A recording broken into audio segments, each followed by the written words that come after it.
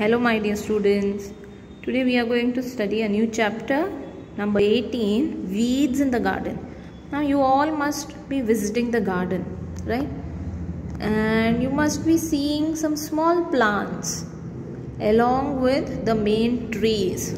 मतलब बड़े बड़े झाड़ों के आसपास वो झाड़ नहीं रहेगा बट दूसरा कोई और छोटा छोटा प्लांट्स रहेगा. तो those are weeds, unwanted plants, जो अच्छा नहीं है रियल ट्री को. क्यों? बिकॉज वो सब रियल ट्री का खाना ले लेगा, पानी ले लेगा.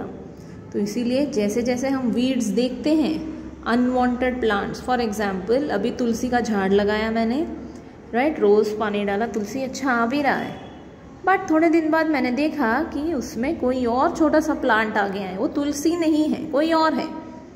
तो मैं वैसे ही रखना चाहिए क्या उसे? नहीं, उसे मैं तुरंत निकाल के दूसरी जगह डाल देना चाहिए. क्यों? क्योंकि मैं पानी डाल रही हूँ तुलसी के लिए, तो पानी उसको पूरा नहीं जाएगा, ये दूसरा अनवांटेड प्लांट मतलब वीड्स को जाएगा. समझ आया वीड्स क्या है अब? ओके, तो weeds in the garden, page number 44. Most of their parents like to fulfill the wishes of their children. हम सबको मालूम है कि हमारे मम्मी डैडी को अच्छा लगता है हमारा सारा इच्छाएं पूरा करना. They feel sorry when they cannot indulge their kids or when they have to scold them. उनको बुरा लगता है अगर उन लोग अपने बच्चों को अच्छा अच्छा सिखाए नहीं या उनको चिल्लाना पड़े. And when even a scolding has no effect, the parents become very very unhappy. तो भले थोड़ा चिल्ला के भी बच्चों के ऊपर कुछ असर नहीं हो रहा है तो पेरेंट्स उदास हो जाते हैं. Such was the case with Anshuman and his parents. So such was the case, that means his parents used to scold him, tell him, but he would not listen. Anshuman's parents had noticed that he was developing some bad habits. Anshuman के parents ने देखा कि अंशुमन के पास bad habits आ रहा है. Bad habits like biting the nails, telling lies, stealing things. तो ये सब बैड हैबिट्स है. तो उन्होंने समझा कि उनके मम्मी डैडी को समझ आया, उन्होंने देखा कि इसको ये सब डेवलप हो रहा है. Naturally they began to warn him time and again but all in vain. उन्होंने उसको वार्निंग दिया, उनको समझाने का कोशिश किया, बट सब वेन गया, सब वेस्ट गया. Anshuman just wouldn't listen. He refused to believe that he was letting those bad habits get a hold over him. Anshuman बिल्कुल सुनता नहीं था. अंशुमन को समझ ही नहीं आ रहा था कि वो बैड हैबिट्स उसको खराब कर देगा. सो वो पूरा वो कंट्रोल करेगा वो बैड हैबिट्स. तो अगर छोटेपन में ही बैड हैबिट्स छोड़ा नहीं तो आगे जाके हमें बहुत तकलीफ है. Gentle words, strict warnings, scolding now and then. His parents tried everything short of beating him up. उसके पेरेंट्स ने सब कोशिश किया, वार्निंग दिया, अच्छे से बात किया, डांटा, सब ट्राई किया, मारा नहीं है पर. And that they would never do. However unhappy they themselves were, they wanted to be loving and gentle as they tried to correct their son's ways. कितना भी उन्होंने कोशिश किया फिर भी उन्होंने सोचा कि मैं प्यार से अच्छे से ही उसको ठीक कराऊंगा. Soon an opportunity presented itself. बाद में एक मौका आया. Anshuman had gone to stay on his grandfather's farm with his parents. So, एक टाइम पे क्या हुआ, अंशुमन अपने मम्मी डैडी के साथ दादी माँ दादाजी के फार्म में गया. Early one morning his father took for a walk around the farm. तो सुबह सुबह उसके डैडी बोले चलो हम फार्म में वॉक करके आते हैं. फार्म, खेत. He was describing the specialities of various plants and vines and bushes and trees to Anshuman. क्या बता के दे रहे थे फादर? अलग अलग झाड़ के बारे में, ट्रीज के बारे में. Suddenly he stopped and pointed out a small seedling growing near a plant. Plant के आसपास, बड़ा झाड़ के आसपास उन्होंने एक छोटा सा झाड़ को पॉइंट किया सी। Anshuman, that's a weed, can you pull it out? So Anshuman को डैडी बोल रहे हैं, अंशुमन वो वीड है, वो अनवांटेड प्लांट है, क्या आप उसको खींच सकते हो? Anshuman had no difficulty in pulling all of the small seedling out. So Anshuman को तो बहुत इजीली उसने वो छोटा सा प्लांट निकाल दिया, seedling. Good, said his father, and they continued with their walk. So daddy ने बोला, वेरी गुड, आपने खींच निकाला, चलो आगे चलते हैं। After a while they came upon the same weed, but there it had grown slightly bigger. जैसे जैसे चल रहे थे, they again saw a weed, but it was बिगर।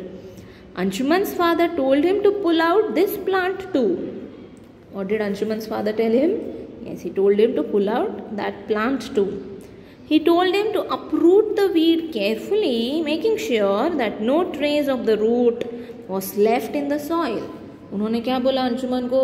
ऐसे खींचो कि वो पूरा रूट्स के साथ बाहर आएगा। जस्ट अगर हमने ऊपर से खींचा, then the roots will be inside the soil itself. Then again after some time it will grow. So if at all we want to uproot, we want to pull the weed, we have to pull it from its roots. Otherwise the weed can grow again, he warned. So daddy ने बोला अगर बराबर से पुल नहीं किया तो वो वापस ग्रो हो सकता है।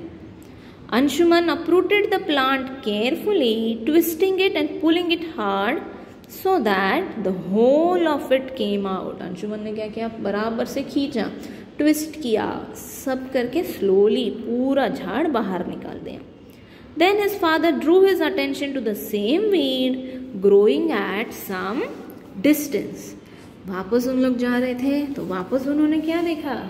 वापस एक वीड देखा जहाँ पे वो बड़ा हो गया था। There it had grown into a big plant with tiny flowers and dark fruit. तो यहाँ पे वीड इतना बड़ा हो गया कि वो एक छोटा झाड़ जैसा ही था, उसमें फ्लावर्स आ गए थे, फ्रूट्स आ गए थे। That could be quite dangerous. We mustn't leave it growing here. Take it out, said Anshuman's father. Anshuman के फादर ने क्या बोला? ये तो बहुत डेंजरस है, इसको रखना नहीं चाहिए, पुल करो। So see what is Anshuman doing? उसका रिएक्शन देखो कितना वो ताकत लगा रहा है। Anshuman held the plant in his hands and gave it a tug. बहुत कोशिश किया निकालने को। The weed didn't move at all. वो हिला ही नहीं। He pulled harder and harder, but to no avail. बहुत खींचा, but बिल्कुल कुछ फायदा नहीं हुआ। I can't get this out, exclaimed Anshuman. It has gone too deep into the soil. मैं नहीं खींच सकता, इसके रूट्स बहुत अंदर चले गए हैं। So then his father brought some implements. उसके फादर ने कुछ सामान लाए ताकि इसको हम निकाल सकते। They dug around the weed with great effort, pulled it out. Implements लाए उन्होंने बड़े बड़े एंड झाड़ के आसपास उन्होंने होल किया और खींचा। When they were returning home after the hard work, Anshuman's father mentioned. जब सब होके उन लोग घर वापस आ रहे थे तो अंशुमन के फादर ने कुछ बोला। Habits are like weeds. जो हमारे हैबिट्स है, जो हमारे आदतें हैं, वो वीड्स के जैसे हैं, अनवांटेड है। The longer you allow them to grow, the harder it is to uproot them. अगर bad habits को ज़्यादा हमने हमारे पास ही रखा तो उसको बाद में ठीक करना मुश्किल है। It is wise to get rid of them when it is easy to do so.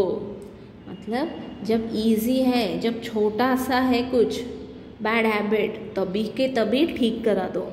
उसको और थोड़ा देर बढ़ाते गए तो बाद में इम्प्रूव होना मुश्किल है। फॉर एग्ज़ाम्पल, अगर बचपन में आपने जूनियर केजी में किसी का पेंसिल चोरी किया, अगर तभी आपके पेरेंट्स ने बोला जाने तो चलता है, इसमें क्या है, बच्चा है, तो आपको किसी ने कुछ बताया नहीं, आपको पता नहीं कुछ, फिर स्लोली आपको ये हैबिट बन गया, राइट। और फिर जब पेरेंट्स बोल रहे हैं अरे चोरी मत कर, बट तब तक वो पूरा अंदर आ गया है आपका चोरी करना, तब आप सुनोगे ही नहीं, फिर एंड में क्या होएगा, जेल जाके बैठना पड़ेगा।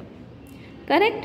सो बचपन में ही अगर आपको पेरेंट्स बोल रहे हैं अरे चोरी नहीं करना चाहिए, वापस कर किया, तभी के तभी आपको पनिशमेंट देके तभी के तभी आपको वार्निंग दे दिया, तो आगे से आप करोगे क्या, नहीं, तभी के तभी हो गया, ठीक हो गए आप। So similarly habits are like weeds, the longer you allow them to grow the harder it is to uproot them. It is wise to get rid of them when it is easy to do so.